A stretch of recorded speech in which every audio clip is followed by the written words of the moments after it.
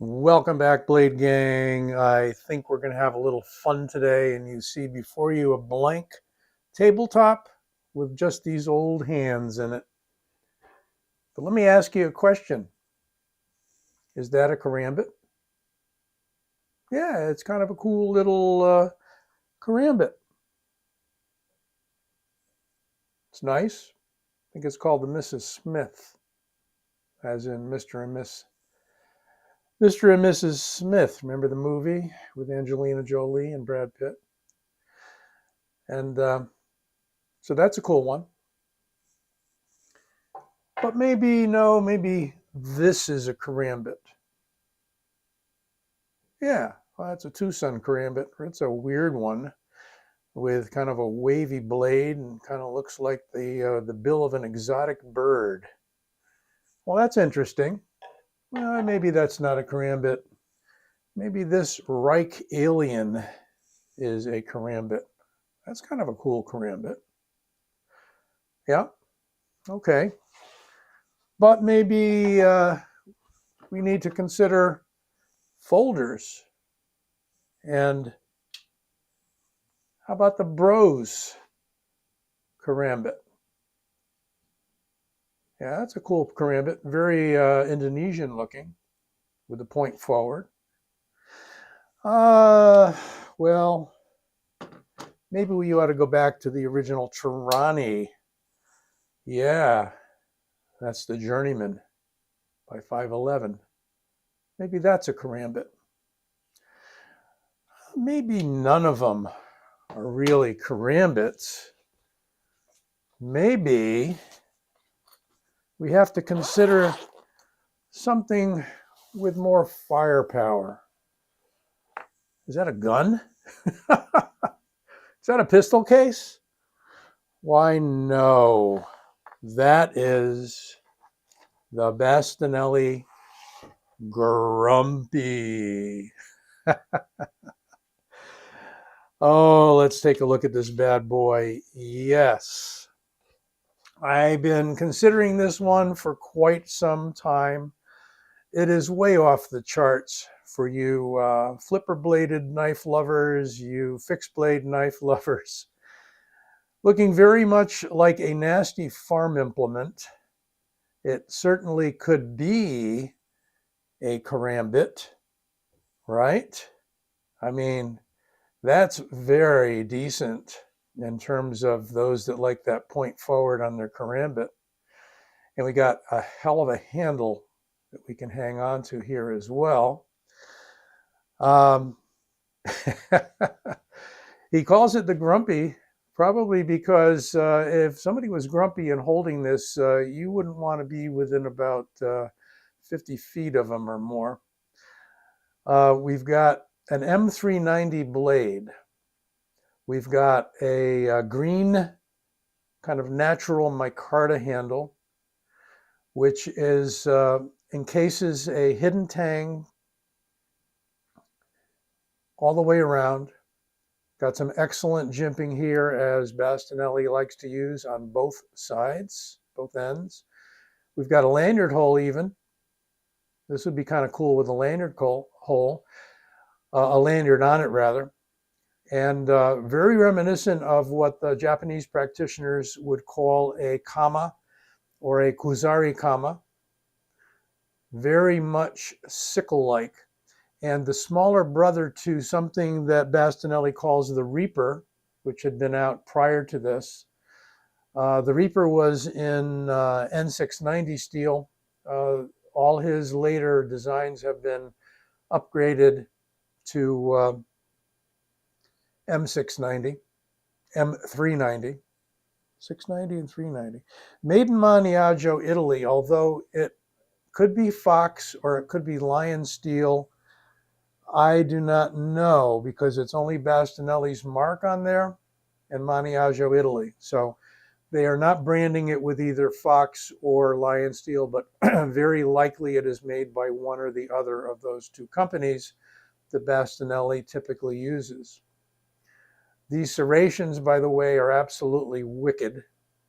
It's a very flat handle, holds well, and as you saw, It comes in a very handy Kydex sheath. No rattle whatsoever. Let me get this large case out of the way. I think this was a pistol case that they used, but it came with it by U.S. Peacekeeper. So you're probably familiar with that company if you have any sidearms. So my lead up kind of was the idea that this can be used as a karambit. I mean, essentially a karambit is a hand sickle that was used in the Philippines for harvesting and was used as a dedicated weapon in Indonesia with penjak silat and other styles. You notice they nicely accommodated the release here. You can push off with the thumb, and that opening allows it to come straight out. Now, I've seen double shoulder rigs with two of these, the Bastinelli shows, where essentially it is held this way and released in this manner, okay? So with the tech lock that comes with it, if I can get that. Not going to take it out of the bag just yet, but there's a tech lock. It is your typical tech lock. And it can attach so that this rides horizontally on the belt. Where's my belt? I got my belt somewhere. Here's my little piece of belt. So, you know, this can ride on the belt this way, right? And with the point forward is the idea. And then it can be grabbed upside down and released this way. Hard to do with without that mounted. Anyway, why don't we get some specs on this bad boy? How to get the overall length? Well, really, we're just going to get the length here, 7.5 inches, top to bottom, with a blade should be 5 inches. I can get that all in the picture. So to the back there, with kind of a thumb cutout, thumb ramp, no jimping on the thumb ramp, but there's lots of considerations with the use of this, and that is that you can hold it up close there. Let me see if I can back out a little more. Didn't want to reveal the blades I had stashed over on the side. All right, so can be held with a lot of handle up here in close, Karambit style, or you get more reach this way, or with the point forward ripping. And can this thing rip? Oh yeah.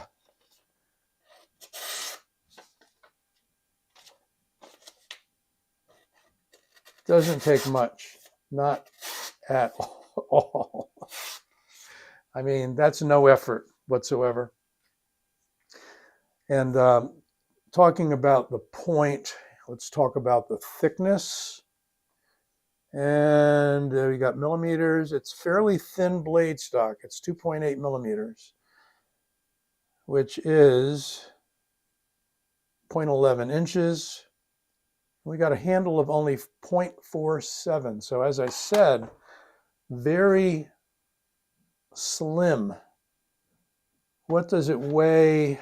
Oh, let's say you're going to have it on your belt with the sheath. Locks in very nicely. Let's see what it says for the whole deal. 7 ounces, 7.12. So it is fairly light for its size, and it has considerable dimensions next to, say, something like a Benchmade Griptilian, shall we say. But it's surprising because, you know, it really isn't from this dimension any longer than a griptilian. The handle, you want to go this way, it's about the same that way as well.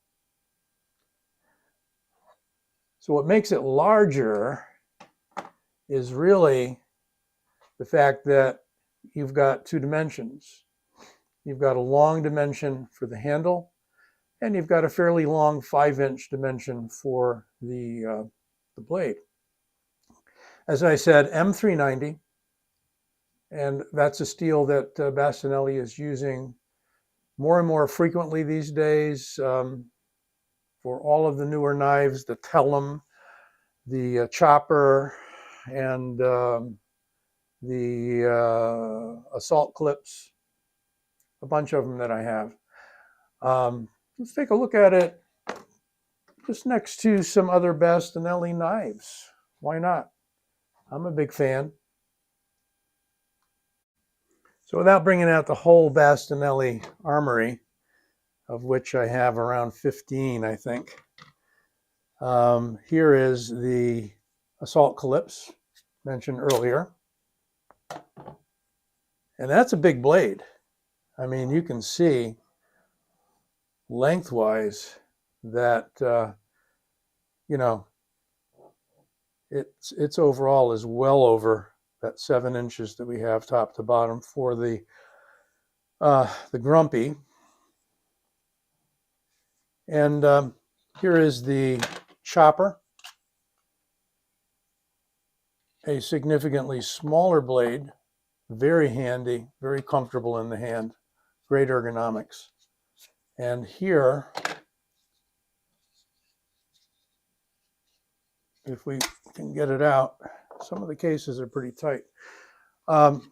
That's the Tellum, the small double-edged dagger, very handy and extremely lightweight.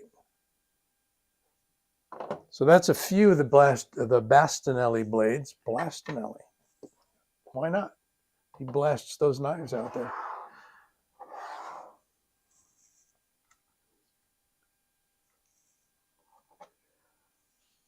That is the Reaper, a very handy version of the larger, did I say Bastinelli Reaper? No, it's the Bastinelli Grumpy.